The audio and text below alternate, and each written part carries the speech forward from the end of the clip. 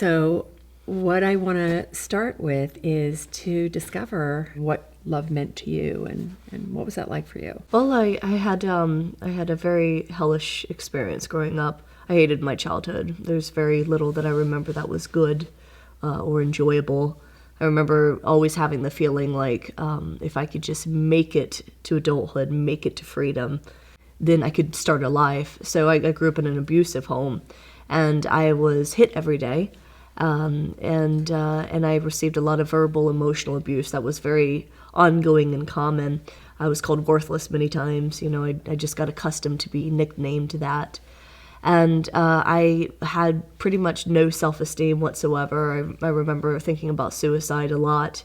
I attempted once, obviously failed. And Good. Yay. yeah. And I remember there was a 3-year period where I couldn't smile or laugh or even cry. I was so numb and shut down. And I remember even my eyes were slanting and like falling down my face because I had no cheekbones that supported a smile. Completely depressed and, hating myself, hating life, and really wanting to check out. And it was very painful. So help me just understand a little bit more regarding attraction and then your reaction to that or the fear surrounding that. Okay. Yeah. I remember, if you're in a classroom and you find the guy or the girl that you're attracted to or like that, right? Right. And for most people, it seemed to be like this awesome, exciting experience of having a crush and the flirtation.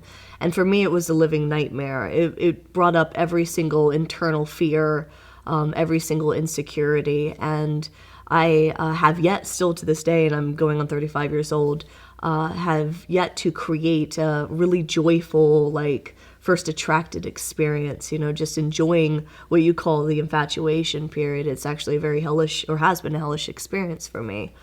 And then a part of that emotional internal experience that's happening for me is also coupled with the fact that that the guys that I coincidentally attract myself to have absolutely no interest in me. So they'll either be interested in everyone around me except for me, as if I'm invisible. So I actually learned, because that's what was happening for me in my life, I learned how to purposefully date below my bar. So I would date and be with men I had no attraction to, because then I could be my powerful, confident self, my creative self. I never felt threatened or insecure, so I was able to just be. But it was at the compromise of being with men that I really didn't even like. Right. Thinking about your sharing and the way that you're describing how you would allow yourself to engage with guys that there was nothing at stake. Right. It was safe. It was emotionally safe. But not fulfilling, not satisfying at all. Absolutely not. And that was my consistent pattern. So the way it became a pattern was inadvertently we find ourselves becoming attached because there's some emotional needs that are getting met. There's Right. closeness. There's a connection on a certain level, a comfort. Right. And so that's getting fed, and then I became addicted to it was like I was settling for crumbs of what I wanted, but at least I was getting fed something. So tell me about the end, how the end of the relationships would play out. So with my history with relationships, I don't have very many relationships to go off of. Mm-hmm. The 2 longest relationships I've ever experienced were my most abusive relationships. So it was like I left home, an abusive setting, and went right into an abusive relationship where I allowed the guy to just treat me, completely with volatile energy. Insulting me, emotionally degrading me in front of others, and it felt normal. It felt like that's just. I mean, I was so used to it. I was like, oh, he's a jerk, but I felt so accustomed to that I didn't know any better, and I let that drag on for about 3.5 years. But yeah, I haven't experienced real love. And I'm curious about it. I still want it. I still believe that it's possible, and I believe that I deserve it. But I've received more lessons and training on what love is not than I have in authentic love. So my other abusive relationship was actually about 6 years ago, where I became the abuser. And I settled for a man that I didn't even like at all, but I was praying. I was like, just send me someone to love me. I want to know what that feels like. And that's all I prayed for. That's all I asked for. Right. And so all of a sudden this guy comes into my life, and he's following me around like a little lost puppy dog, and he's buying me things, and he's taking me out to dinner and taking me on vacation. And it felt so nice to finally go from like years and years and years of not even being asked out on a date to at least having something. And once again, I settled. And I remember I did one of your first Love Ed workshops, and I remember he was actually like a 1-2. And I was so devastated, like watching your program and being like, I know what I'm doing here, and I'm still not willing to take responsibility and make that change. I dragged it out. And because I was holding space for like a degrading relationship, I became toxic and degrading in my own behavior. And I was like verbally condescending and angry all the time. And I gained 50 pounds, and I just turned into a bitch. Yeah. And I learned from that relationship that I had a problem here, because even the ones in between that decade, they were like 2 months, 8 months. They were, no emotional depth, no real connection, fun times that just inevitably disappeared on me, and then lots and lots and lots of single time. So that's my track record, Isabel, is that, I can succeed when I settle, right? Like I Sure. can keep a really unhealthy, toxic relationship. Yeah, you've mastered that. Master that. Right. The fun surface ones just go once feelings get involved, and I'm a professional cat lady, single cat lady. Oh, But I hear you. But I will say that last abusive relationship was a turning point for me, because I physically like gained 50 pounds, and I was so dried up, and I realized that I had a huge problem, and I addressed that problem by doing a lot of like self-development work. I was doing like communication courses, relationship courses, and How did you find yourself exploring personal growth opportunities? Like, where did that come from? that actually, I've been doing a lot of personal development for about half of my life now. Upon leaving my abusive home, I became a drug addict. And in and out of jail, on and off probation, in and out of rehab. I was a crazy, crazy teenager. And there was something in that where I became hungry for more to life than just that, just that vicious cycle of having my freedom taken away. So I started pursuing personal development in my early 20s. And just looking for, whatever could support me and feeling okay inside. Right. Like it just finally occurred to you, like the simple realization of, okay, wow, like there's patterns all over the place here. And, Right.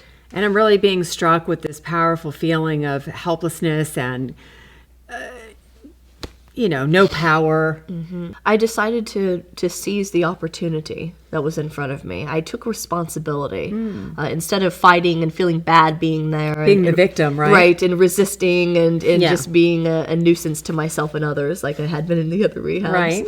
I claimed it. I actually decided it was going to be my summer day camp. And I had a blast, believe it or not. I had so much fun with all the women, at this rehab experience. Yeah. I made connections and bonds, and I knew inside, no matter what the counselors told me. I even graduated with satisfactory, which pissed me off because I was like, they don't know who I am. I'm going to succeed. I'm going to be one of that small percentage that does, and nobody can tell me otherwise, because I was claiming my path. Right. And that was the smartest decision of my life, Isabel, because my entire life unfolded.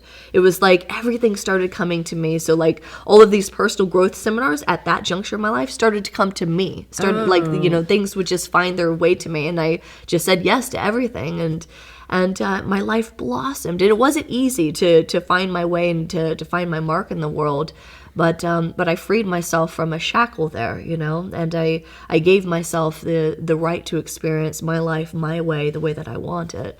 And I've been doing personal development. I facilitate personal development now, and I've been doing that for half of my life. Reflecting on it, what was occurring inside of you and how you were literally changing with each experience? So after that pivot, Yeah. the first, set of courses, like personal development courses that came to me, I really got breakthrough. I got the essence of how to break through. So up until that point in my life, I was very much a person like, oh, if things fall in place, if I have the money, then I'll go, like if things Sure. work out.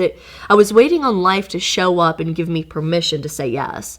And so what I got there at that juncture was I could say yes, and then I could make it happen. Oh. That gives me chills talking about it. I like that, yeah. I discovered my personal power, Sure. and then I went nuts with it, So like Right. after getting a taste of my own energy, I started creating all these things. I was on a slam team with spoken word poetry and like touring all over Florida and winning competitions, and we would do like poetry classes for at-risk youth kids, and then I moved to Gainesville, Florida, and I created my own poetry venue where we'd have hundreds of people every show and raise money for local nonprofits and charity. So it was like I was discovering my voice, and I was discovering that actually I did matter, that I did have purpose, and not only did I have purpose, but I was claiming myself as a community leader. One thing after the other brought me home to myself, but I think still the biggest transformation that I had was after that last relationship where I gained all this weight and I became so angry and miserable with myself. There was something about that pain that caused me to wake up and take a look at the fact that I had a real problem here, like Regarding love and relationships. and regarding myself, like what is it about myself that is doing so well, on the surface and all these other areas of life, like I'm succeeding on the surface, but I would still settle and compromise, for In love. Yes. And what is that all about? Yeah, so professionally, I mean, your personal life was developing, feeling the contribution that you were, and how exciting and powerful that was. Was there a shift that came from that? What were the distinctions that you made? So the awakening moment for me was I never want to do this again. I never want to consciously lower the bar for myself in relationships. And that was the relationship where I was experiencing your work for the very first time. I was like, in my face, I've got a problem here, Yeah, I'm great really work. good like that. I know, I It's loved like it. this. I loved it. Yeah, and so after that relationship, after I dusted myself off, I decided to go do some deep healing work, some deep like therapeutic, really going to this core wound. Private counseling, was that? I actually more- did some courses that have to do with relationship and communication Oh, okay. development. These are actually courses that I had been a part of. I was a board member, Oh, okay. So Right. yeah, so I'd gotten a lot of healing support Yeah. anyway from them, and I decided to like go for the gold, and retake the courses again. Oh, wow. Yeah, addressing that with the intention to heal it. Wow, I love that you're saying that, because sometimes it's not our first go round, even if it's personal development experiences. Right. Many times the phenomenon is we can't be quite present because we're a bit freaked out that we're even there. It's fearful for a lot of people about, oh gosh, like I'm here and I've never done this before. How do I do this? What if I don't do it? Right. What's supposed to happen? What does it mean that I'm here? Am I that screwed up? Right. It's like oh, wearing God. that mask, and there's so much fear behind There's it. so much fear. I don't really know these people. What if they see my stuff? I haven't even seen my stuff. I've been pushing my stuff down and boxing it up Right. my whole life.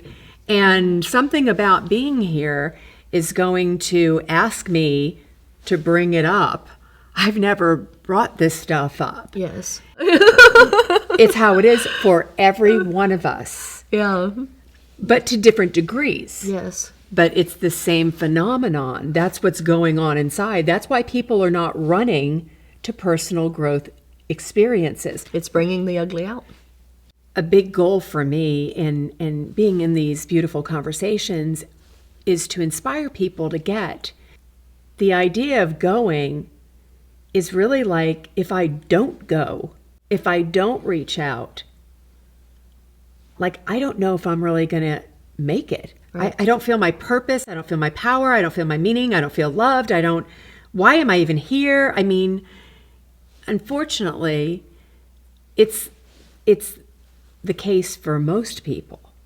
Yeah, and I appreciate what you're saying, because that was my terror, Isabel, is that, here I am, a community leader. I'm already facilitating personal development courses. And I'm so inauthentic with my own life. Exactly. Well, I did the best that I could. I did the best that I could. But when I really came to that breaking point of, this is really a problem for me, and I knew where I needed to go in order to create a space of healing and transformation for myself, I knew how ugly it was going to be, and I was scared of that. I was scared of rejection. Everything that I was afraid of happened, actually. In the course, there was someone I was attracted to, received nothing but rejection there. Half of the course was made up of my clients that I serve. And here I am, like, ripping my guts apart in front of them. And it changed the way that they experienced me. Some of them, it created more of a respect and a connection. Some of them, they formed judgments and they're no longer in my life. And after that experience, what I took a look at is that for 15 years of my life, half of my life, at that pivotal point where I was homicidal at 15, I had decided when I was 15 years old that who I was not worthy and deserving of love. Who I was would only attract abuse, rejection, and pain for me for the rest of my life. So I consciously, at 15 years old, decided to become a different person. And I studied the popular girl. I studied how she talked. I studied what she wore. I know this sounds creepy, but I did. I was doing my homework for years, just quietly in pain, watching what the popular girl talked, walked, smelled like, dressed like. And I'm deceiving people. And then I became addicted to that because I'm finally getting approval. Guys are finally crushing on me. I've never had that experience. I'm like, oh my God, this feels great. And so what I did in that course was I addressed the fact that for the past 15 years, past half of my life, I was consciously in a mask. I was constantly in the sub-persona that I had created in order to distract myself from the pain inside. And I was running a healing center that way. I was running a poetry group, raising money for charities that way. I was seen as a community leader that way.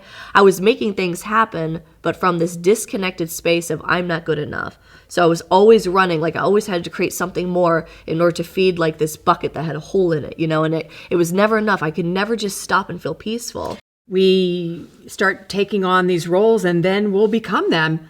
It'll be authentically who we are. Mm-hmm, exactly. And I'll just master that. Yes. And the realization for me was so painful, Isabel, because I saw it. I was like, I acknowledged that that's what I had been doing for 15 years in order to feel okay. And I never felt okay. Of course. Never felt okay. Yeah.